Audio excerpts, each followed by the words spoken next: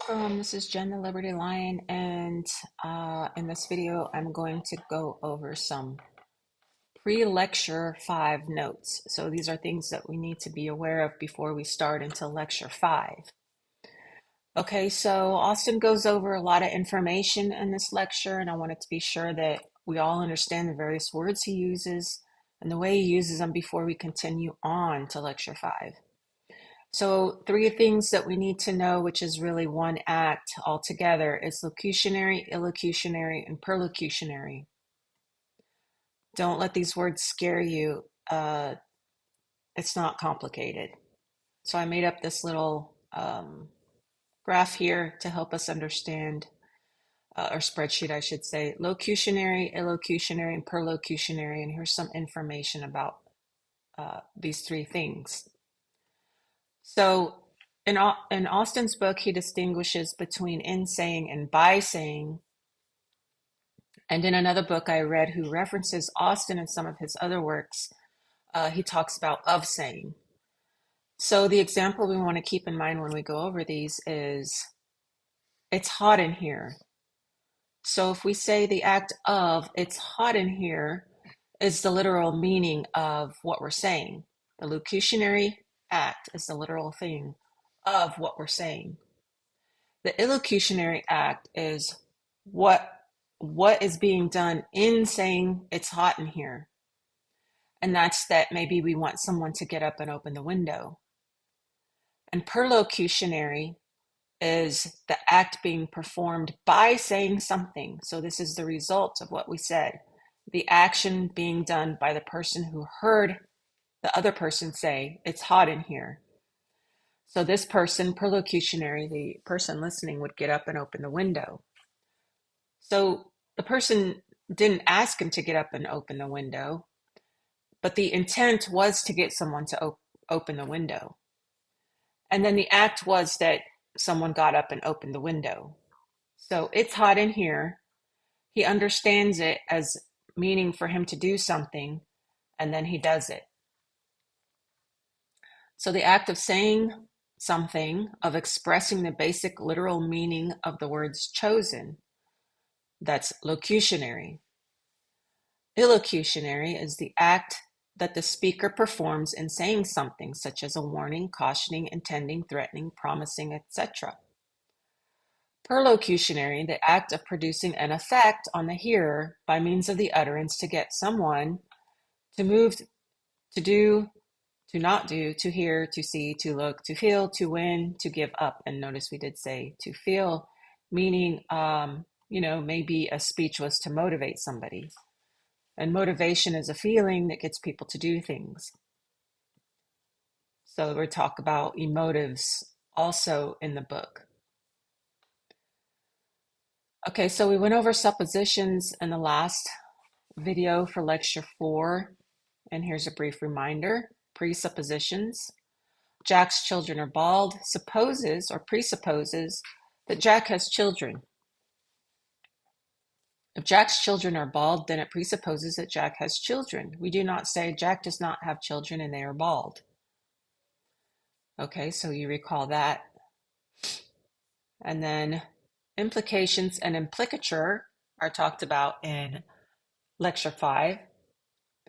He means how meanings are implied rather than explicitly stated. And we talked about this a little bit in some of our other videos, and it's related to the reference theory. So when I'm driving, sometimes I can't talk to other drivers in their cars, so I will give them a motion with my hand, meaning go ahead and go, or something to that effect. And that's implicit delivery of a communication, but it's relevant to being on the road and driving. Okay, so if a policeman stops you and he says, what's in your trunk, he's not explicitly stating for you to open your trunk, but you might get out and open the trunk. So there's explicit statements, there's implied statements, and it's context related or or related to the relevance of the situation. The theory of conversational implicature was developed by Grice in a famous series of lectures delivered in 1967 and has been extremely influential in subsequent philosophy, linguistics, and cognitive science. Grice's primary interest was in precisely the question of the scope of meaning. How can the boundary between what an expression, what an expression means, and the use it is given in a particular context be satisfactorily drawn? How does sentence meaning relate, which is relevance theory, to the meaning of the thing being said? If I say I have read some of the book, I imply I have not read all of the book. This is called scalar implicature. Constitutives, the linguistic expressions which figure in illocutionary acts, do not simply have the function of describing or stating facts about a situation. This is the constitutive function. So illocutionary act is not literally what is said, but what is heard in a figurative way. So she says, locution, it's hot in here. Illocution, she wants to be cooled off. Perlocution, he gets up and opens the window.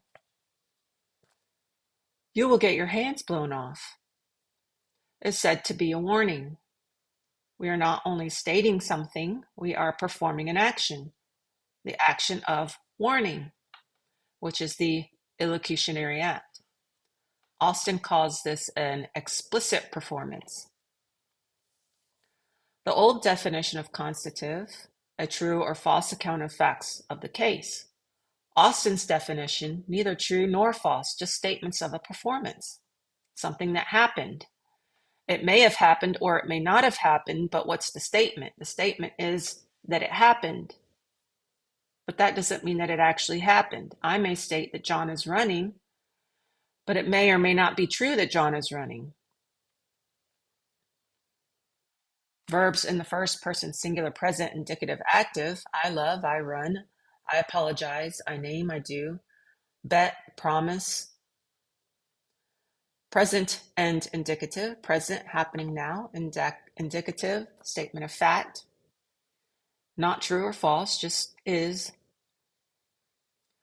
Philosophy, indicative, so this is a philosophical definition, the standard mood of a sentence to make assertions or deliver information, contrasted with imperative.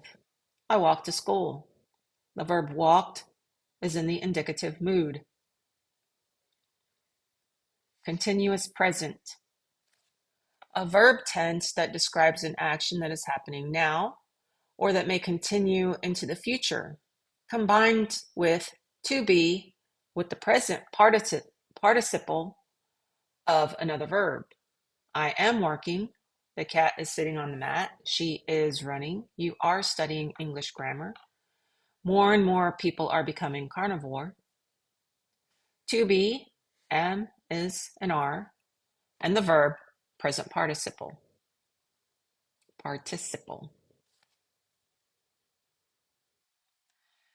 The habitual indicative. Habitual aspect is a grammatical expression that indicates repetition or continuous existence of a state of affairs.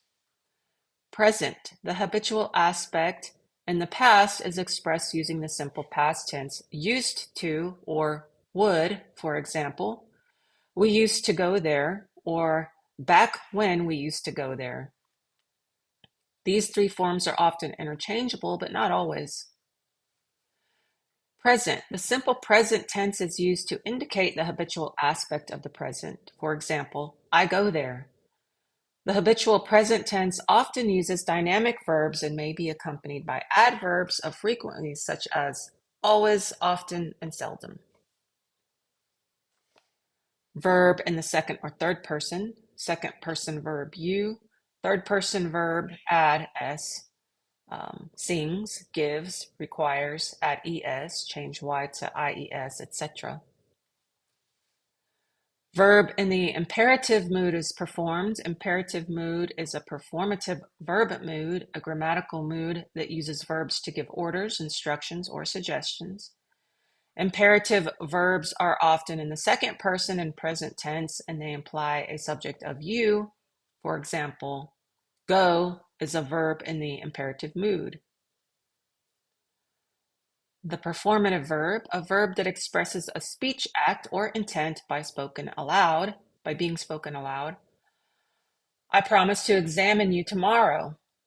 The verb promise explicitly conveys the speech act of making a promise. Other examples: apologize, forbid, inform, request, thank, welcome, warn. Explicit performative. Explicit performance. When I state something outright, explicitly. When I say, I warn you that. Implicit performatives. When we say, you will get your hands blown off, without saying, I warn you, we are performing an implicit performative. The implicitness follows that it is an illocutionary force of a warning, not explicit. So this would be saying, I warn you, you're going to get your hands blown off. And this would be, I warn you, and this would be for you to pull your hands off. The historic present. The historic present is a verb tense used to describe past events as if they were happening in the present. It is also known as the dramatic present or narrative present. The use of the present tense instead of past tenses when narrating past events. Suiting the action. Suiting the action is an idiom that means to make one's actions match their words. And suiting his action to his words. He struck Mike in the face so hard that the blood ran from his nose in a stream. Okay, so these are our notes for Lecture 5, which is going to be out very soon.